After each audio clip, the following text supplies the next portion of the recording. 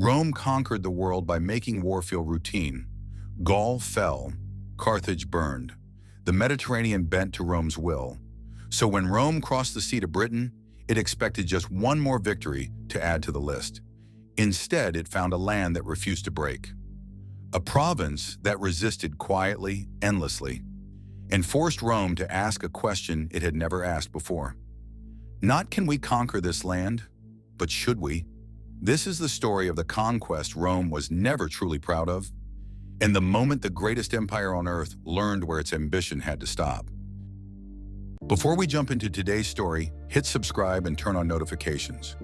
Follow me as we uncover the hidden battles, secrets, and legends of history that textbooks never tell you.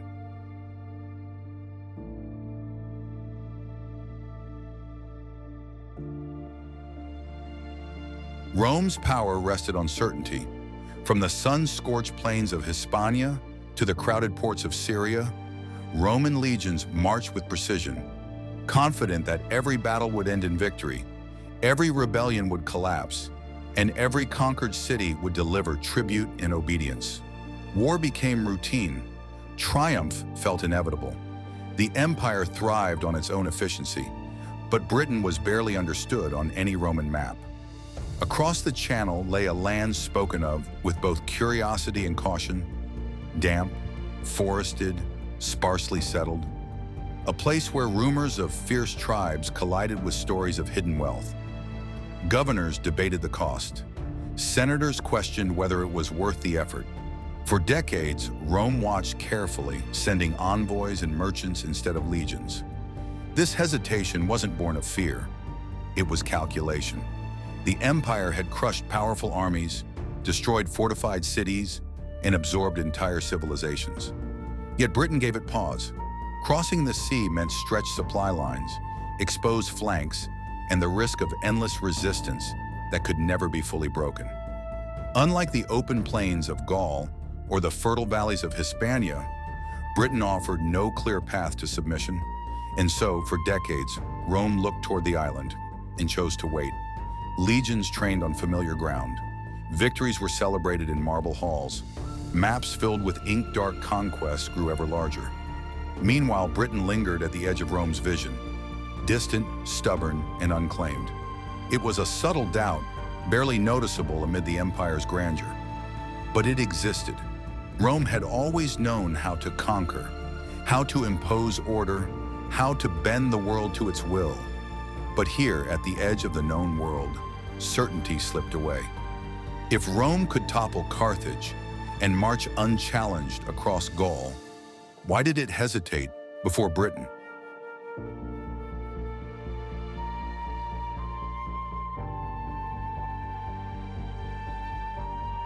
Julius Caesar crossed the Channel not out of necessity, but ambition. Britain was a curiosity on Rome's map, a distant stage whispered about in the Senate, a place where glory could be won or lost. In 55 and again in 54 BCE, he led his legions across cold, restless waters, chasing a triumph that would silence rivals and secure his legacy. At first, it looked like success. Small tribal settlements were raided. Some local leaders offered submission. Hostages were taken. Trophies were carried back to Rome. Victories were celebrated, later echoed in coins and official memory. Senators raised cups. Speeches rang through the forum, declaring Britain conquered. But the reality was very different. No permanent roads were built. No garrisons remained to hold territory. Britain had not been subdued. It had been staged. Caesar's legions sailed home, leaving forests, rivers, and resilient tribes untouched. The land that had been conquered quietly slipped back into its own rhythms. Caesar knew this. His triumph was symbolic, not practical. The tribes were not broken. They adapted, withdrew, and waited. Britain's rivers and marshes formed natural defenses. Its forests offered endless concealment. Rome left behind no lasting mark of control, only the illusion of victory. Yet in Rome, appearances mattered more than truth. Stories of conquest filled the Senate, the Forum, and the public imagination. Britain became a phantom province, celebrated, recorded, yet never truly conquered. Britain became Rome's first quiet lie, claimed on maps, celebrated in Rome, yet wholly unconquered.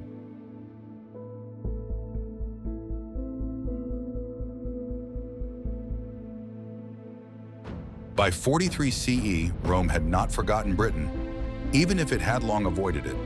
The island remained a distant challenge, a shadow at the edge of the empire. But for Emperor Claudius, Britain was no curiosity. It was a lifeline. Claudius ruled under a fragile reputation, court intrigue, whispers of incompetence, and the memory of fallen predecessors followed him constantly. He needed a victory, one that would silence critics, secure his authority, and carve his name into history. Britain, distant and mysterious, offered exactly that. The invasion was unprecedented in scale. 4 legions, backed by auxiliary troops and a fleet, crossed the Channel under imperial command, with Claudius arriving later to claim the triumph. Ships cut through cold, storm-lashed seas. Legions landed on foreign shores, disciplined, heavily armed, and ready for battle. Victory felt inevitable. And at first, it was. Roman discipline overcame early resistance. Tribal leaders surrendered. Settlements fell under Roman control. Claudius returned to Rome hailed as the emperor who had conquered the unconquerable. Triumphs followed. Public games, grand speeches, coins stamped with his glory. But the emperor himself had barely been there. Claudius spent just 16 days in Britain, long enough to accept surrenders, stage a victory, and leave. His presence was never about governing the island. It was about spectacle, proof that Rome had won, whether Britain agreed or not. But the conquest carried an uncomfortable truth. Britain did not collapse after defeat. The tribes did not disappear. They withdrew, regrouped, and adapted. Forests, hills, and marshes shielded them in ways no legion could fully overcome. Governors stayed on edge. Supply lines stretched thin. Every victory demanded constant patrols and reinforcements. Rome had taken the island, but not its obedience. The legions were present, yet control remained fragile and fleeting. Claudius claimed his triumph, but the empire now faced a question it rarely had to ask. Was victory enough, if peace could never be guaranteed? Rome had taken the island, but it had not taken its obedience.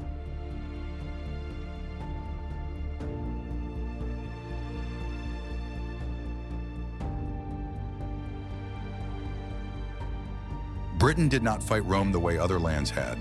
There were no sweeping battles on open plains, no grand surrender ceremonies, no clear signs of submission. Instead, resistance came quietly and persistently, challenging every assumption Rome held about conquest. Forests were thick, their tangled trees forming natural fortresses. Rivers twisted unpredictably, flooding roads and delaying supply lines. Heavy rains turned the ground to mud, slowing marches and breaking formations. Tribes didn't need open battles. They harassed, ambushed, and vanished back into the wilderness. Rome's famed discipline meant little when the terrain itself erased its advantages. The empire had perfected war through calculation, organization, and force. In Britain, every formula failed. Campaigns dragged on longer than expected. Even small victories came at a high cost. Legions marched hundreds of miles only to find empty settlements and scattered enemies. Control slipped constantly, as if the land itself resisted domination. Roman governors learned quickly that authority in Britain was fragile. A town could burn overnight, a bridge could collapse, a tribe could rise without warning. Every victory felt temporary. Every patrol was a risk. The strain mounted. Soldiers trained to expect obedience now faced constant uncertainty. Even Rome's bureaucrats, used to calculating taxes and tribute, found themselves calculating survival. Victory was no longer assured. Control was no longer stable. Britain was becoming the kind of province that could wear an empire down without ever fighting a decisive battle. Victory came, but the defiance never ended. If this story fascinates you, make sure to subscribe and check the playlist. There are more epic battles and hidden histories waiting to be discovered.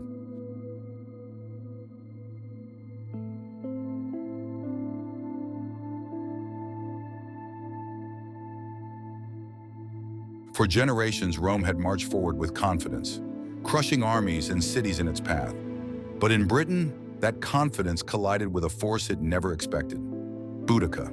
She was not a general in the traditional sense. She was a widow, a mother, a queen whose family had suffered under Roman rule. When her husband, the king of the Iceni, died, Rome moved to seize his lands. They humiliated her. They flogged her daughters. They treated her as a warning. Instead, Boudica became a symbol. Her revolt exploded like a storm. Tribes rallied to her cause, united by anger, grief, and resolve. Roman towns burned. Camulodunum, modern Colchester, was destroyed, its streets swallowed by flames. London, then a small settlement of merchants and soldiers, was evacuated and then razed. By the time the fires died down, an estimated 70 to 80,000 Romans and Roman allies were dead. Civilians, veterans, administrators, entire communities erased. Roman forces sent to restore order were ambushed and destroyed. For the first time in decades, Rome faced more than a rebellion. It faced a crisis. Governors questioned their assumptions. Evacuation plans were drafted. Cities were fortified in desperation. The empire grasped a chilling reality. Control of Britain was no longer about strategy or logistics. It was about survival. This was not defeat in the traditional sense. Rome would fight back, and Rome would win. But for the first time, the empire hesitated at the thought of staying. Britain was no longer just a province. It had become a crucible, testing Rome's pride, discipline, and beliefs. Rome didn't fear losing Britain. It feared what staying would cost.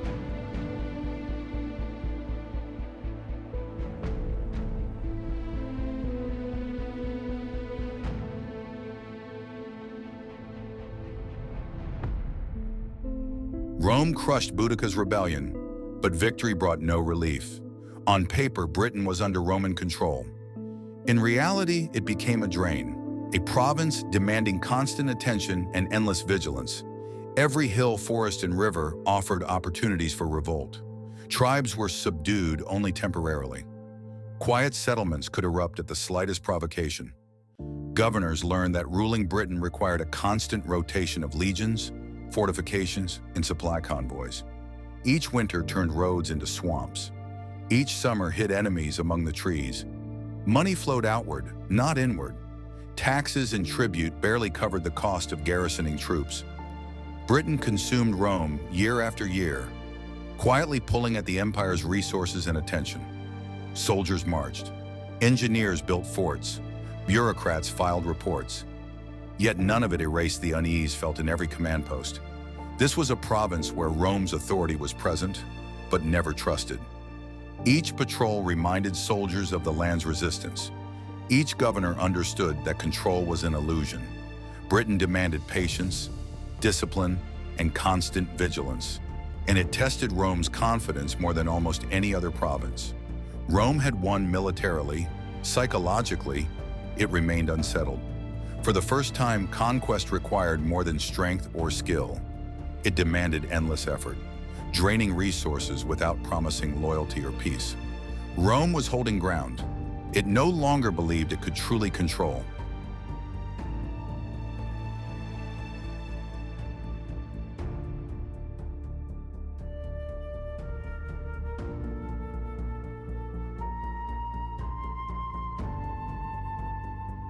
When Emperor Hadrian arrived in Britain in 122 CE, Rome once dreamed of conquest and expansion. But what greeted him was different. A province already won, yet restless, unpredictable, and expensive to maintain. Hadrian saw clearly what others had only sensed: the constant strain of occupying a land that refused to settle. Britain demanded soldiers, money, and attention far beyond its value. It was a frontier that tested Rome's discipline and patience, a reminder that even empires have limits. The solution was unprecedented: a wall, stone and turf stretching across northern Britain. Not to conquer, but to defend. Not to expand, but to contain. Hadrian's wall was not a symbol of victory. It was a declaration of restraint. Legions patrolled its length. Forts marked Roman authority. Mile castles divided empire from wilderness. It was a structure born not of confidence, but acceptance. Rome had mastered war.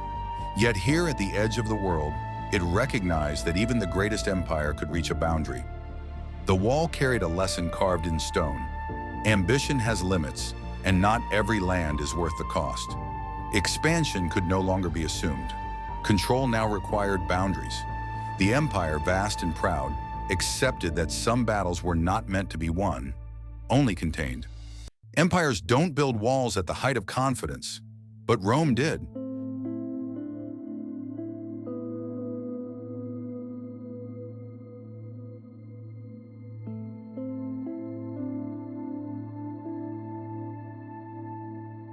Rome survived for centuries by choosing its battles carefully, but Britain became a burden, a land whose cost outweighed its reward.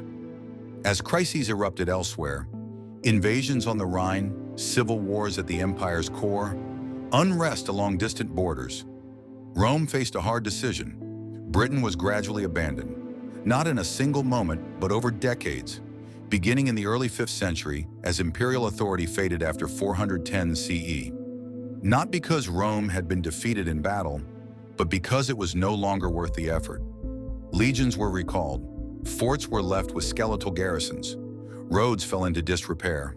The empire shifted its focus to regions where control promised wealth, loyalty, and security. Britain was left to endure, resilient and untamed. The choice was as political as it was strategic. Rome could survive without Britain. Britain could not be tamed without endless expense. By letting go, the empire preserved its strength elsewhere, quietly admitting that even the greatest power has limits. The island remained stubborn and alive as Rome moved on. Tribes once subdued reasserted themselves. Forests, rivers, and hills reclaimed control. Rome had conquered Britain on paper, but in reality, it had already let it slip away. Britain survived, not because Rome was defeated, but because it was too costly to hold.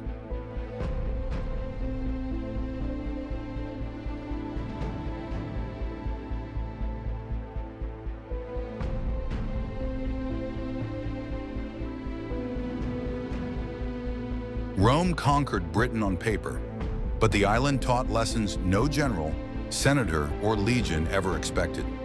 Here at the edge of the known world, the empire confronted its limits. Ambition met geography, discipline met defiance, strategy met stubborn endurance. Legions could march, forts could rise, roads could stretch across the land. Yet control was always temporary. Every victory demanded vigilance. Every settlement required constant attention. Every border became a negotiation with the land itself. Britain exacted a cost no wealth, tribute, or pride could fully repay. Hadrian's wall was a symptom, not a cure. It marked restraint, not triumph. In stone and mortar, it showed the empire where ambition should stop. Rome had always measured strength by how far it could reach, but Britain measured Rome by how much it could endure. In the end, the lesson was quiet, almost invisible in grand histories. Some lands are not worth conquering because conquest itself changes the conqueror. Britain did not bend. Britain did not break. It endured. And in doing so, it forced the greatest empire the world had ever seen to confront its limits. Rome ruled Britain, but Britain taught Rome where ambition should end. Thanks for watching. Click subscribe and dive into this playlist next. More untold stories of empires, warriors, and history-changing battles are just a click away.